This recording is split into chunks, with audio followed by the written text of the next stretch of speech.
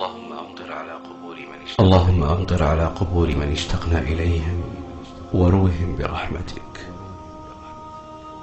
اللهم اسقهم غيثا ترتوي منه أرواحهم وتغسل معها ذنوبهم.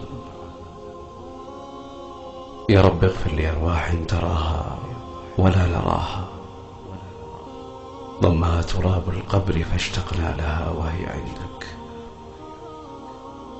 يا رب اجعل مأواهم الجنة وارحمهم بواسع رحمتك.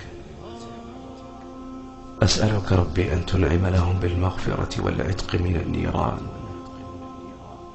وأن تجعل مسكنهم الجنة.